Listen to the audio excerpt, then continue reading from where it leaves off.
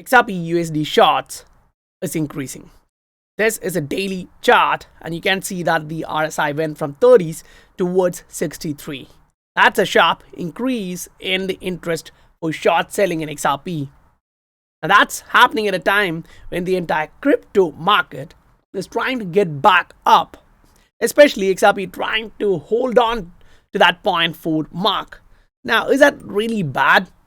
You first have to look at this. Short selling means you borrow this asset, say in this case XRP, and come onto the open market and sell it. And you wait there thinking the price is going to go lower, and then you're going to buy back the same unit. So say if I'm borrowing 10 million XRP from an institution, going that to a market and selling it in the market. Now, if the price drops, I buy the same 10 million units of XRP and return and close that loan. But I make arbitrage in the USD terms. That's what they're trying to do. But that's one of the riskiest thing to do in any asset class. And you need them to go higher. Meaning if the price needs to go higher, liquidating these guys gives a push, right? It gives additional liquidity to the market. So whenever you see that, don't just directly go bearish. This happens all the time in the market, and this is one of the positive stuff to look at inside that territory. Why? Because you're looking at the Bitcoin. We talked about this. Remember, last video was precisely for this, and we now have the same market dynamics playing out. Now that's Bitcoin, right, on a weekly.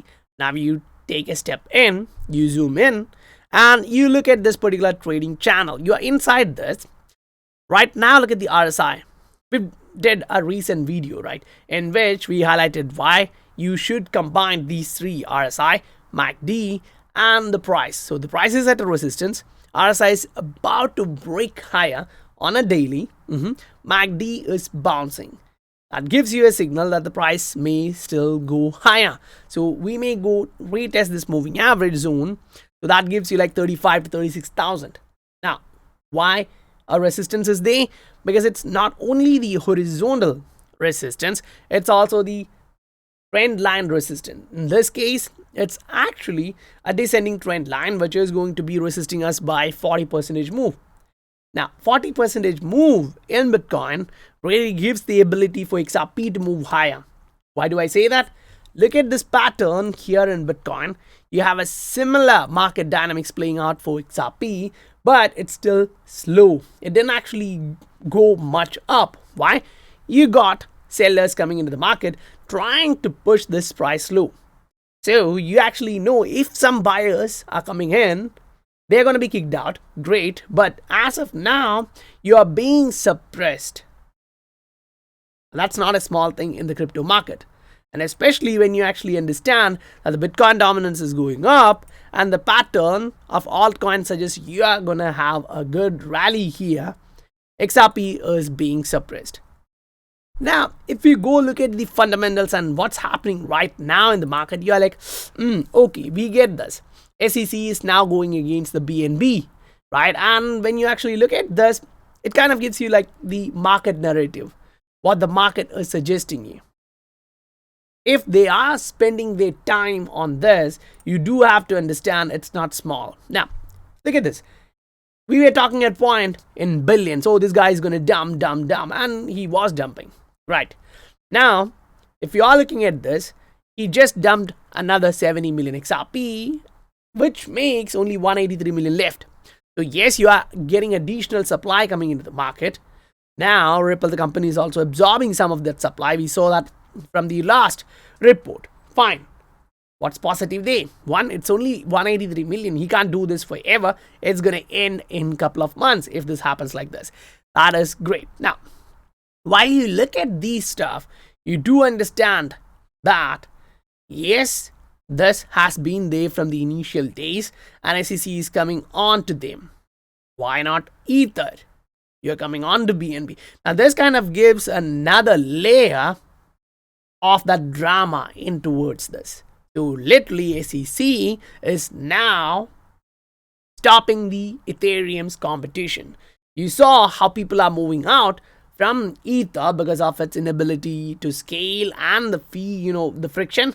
People were moving on to Cardano, people were moving on to Binance Smart Chain. So that kind of gives you an ability to understand, okay, any competition there is being kicked down. But here the price is also being suppressed. So that gives you the idea of how important XRP is when it comes to the utility.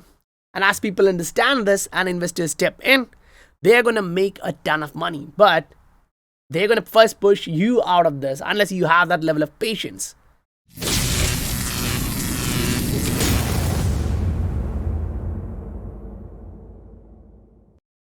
Welcome to the Scientific Investor family, where we discuss crypto and science behind investing regularly.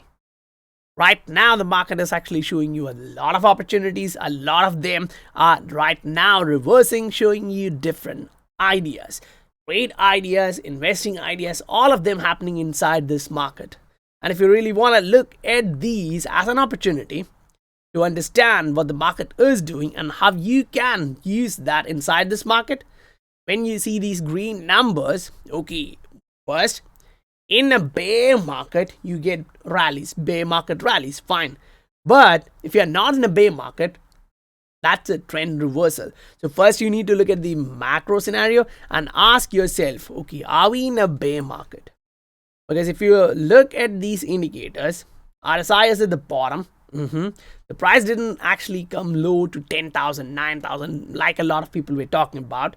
So are you actually in that 85% drop scenario? From the top, if you look at the bottom, it's 62%.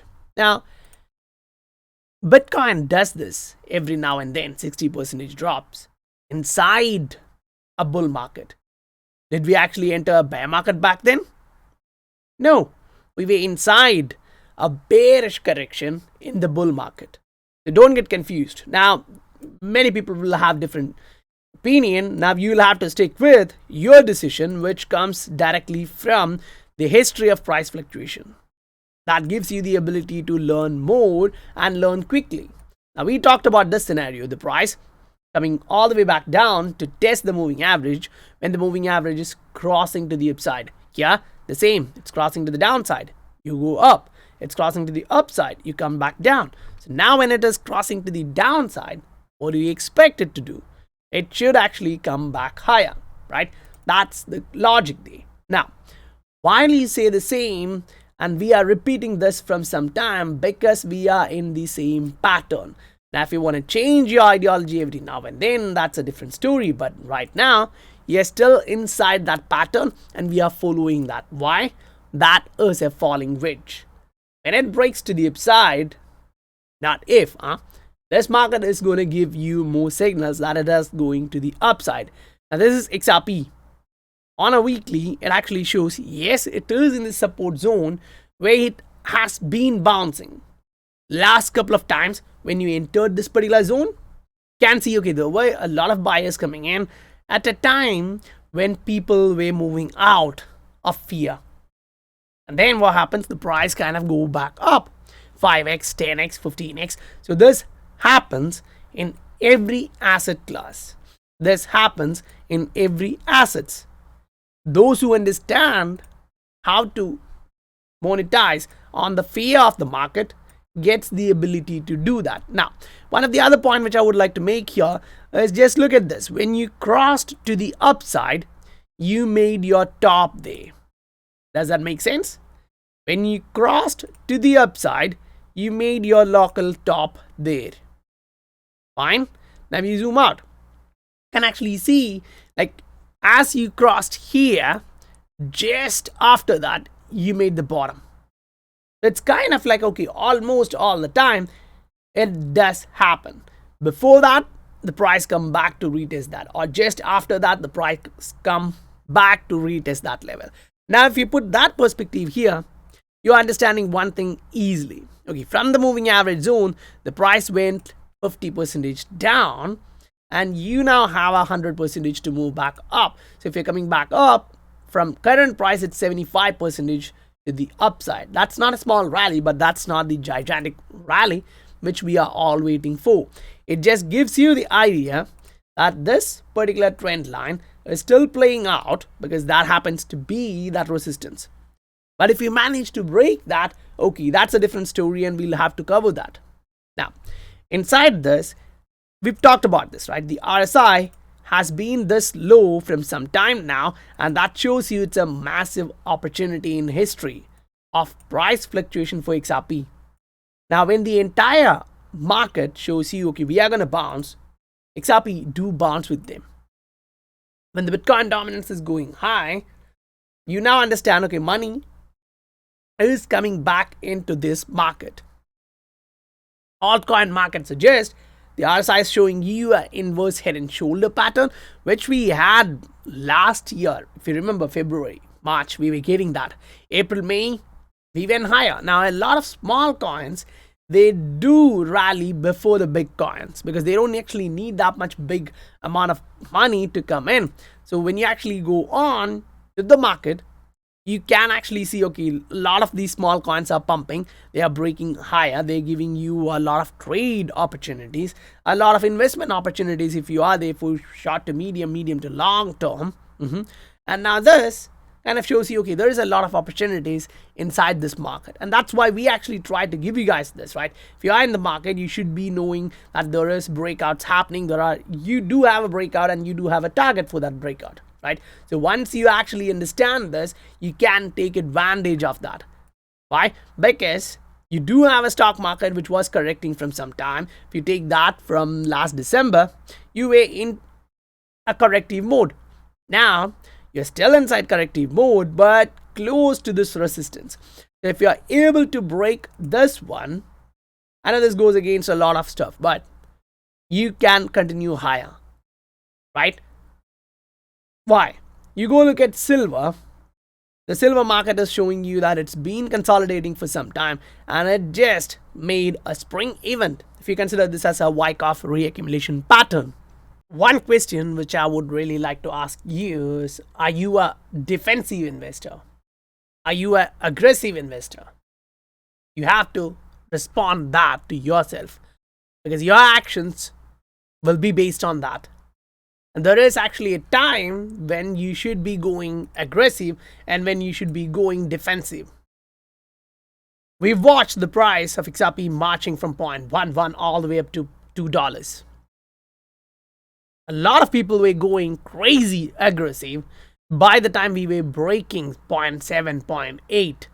Now, yes, they made some gains, but was that the right time to go aggressive? No. The right time to go aggressive back then was when we dropped 70-75% in price from the highs. If we take that into current narrative, the price has dropped 82% and right now we are somewhere close to 80% down. So that for me is like, okay, that is a time to go aggressive. One, it's at that point. Two, the price is showing you a reversal pattern. 3, the entire market is going to move back up. It's showing the signal. 4, it is at a long-term support. This has been the support for the long wicks, meaning the standard deviations, right? Now we are inside the standard deviation as of now. You didn't actually move out and close above this. You need to literally get back above to confirm this.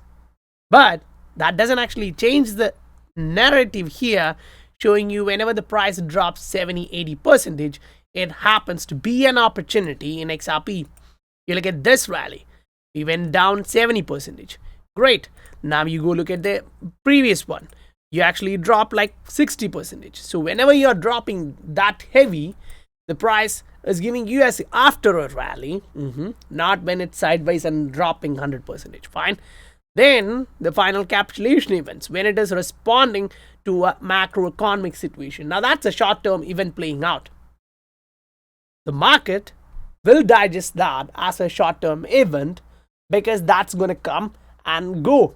The world is not ending today. And if you invest based on the world is ending today scenario, why do you even have to invest? Because anyway, the world is ending today. But the other side of this, what if the world is not ending here today? And what if the fundamentals of this particular asset, which you have put time to learn and understand, is working out? The price actually reflects the value at one point. If you are that investor who is waiting for this asset to come on, This is kind of the time when your supply pusher, this particular guy has been pushing a ton of supply, is now burning out. There's no much balance there to push the market too much down, because 183 million XRP is not a big deal for Ripple, the company, to buy back if this guy is dropping that entirely into the market. And when you see this can be either someone just moving for utility. Otherwise, this can be someone trying to short the market. They borrow this OTC, come onto the open market, drop it there, and try to push the price lower and buy back. But, if the price happens to bounce with the entire market, because this is happening in just one asset, right? The shorts here is happening in one asset. Now, you go back, look at what happened last year. Current sale, it's nothing compared to what we had last year when we were running higher, right? You can literally see this. These were massive shorts. But when? As the price is going higher, right? We made those stops. So if you go look at these number of days, yes, the shorts were going up. But if you look at April all the way up to May, say 26, number of shorters are increasing here. At the same time, you can see that the price of XRP was also going up.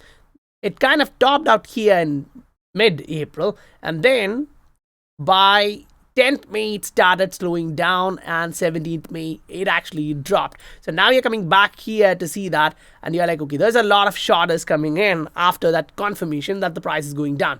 But before that, you do get people coming in shorting with small positions and trying to build on top of that. And then the price decides to go up, right? You actually saw that. Now, that's why you also go look at, say, for example, the longs. How many of them are longing? Now, if you zoom in to see the same time frame, same area of the price patterns where you are looking for XRP and the fluctuations, you can actually see this pattern. You did go higher. You did make a double top kind of pattern and then come back lower. What is it doing right now? You don't actually see much of a fluctuation there. You can't literally see a big gains here. If you happen to break this particular territory, that's actually a bullish news, because this is a resistance. And whenever you break a resistance, you kind of get momentum. So if you happen to get that momentum on a 3-day chart or a weekly chart when you are looking at XRP, you're like, okay, we need a lot of volume to come in to push the price back up. Because last time in 2018, 1400x came by this level of longs. Right now, you need much more than that. Why? Because there's a lot of guys who are shorting the market. You need to kick them out. You need to have more power on your side of this, right? And that is where you're looking at the price action on a weekly, looking like, are we getting a lot of longs here? This candle actually shows you, yes, people are entering, and as the price moves higher, a lot of people are going to enter and push this price. So what we are going to see is something similar. The shorts are being liquidated and the price is going higher. That is when the entire market is going to actually push higher. So guys, if you received value for your time, please do hit that like and subscribe button. That supports the channel a lot. And if you want to see these kind of updates for your portfolio, you can look at the Patreon. The link is given in the description below. I'll meet you guys on the next video. Bye for now.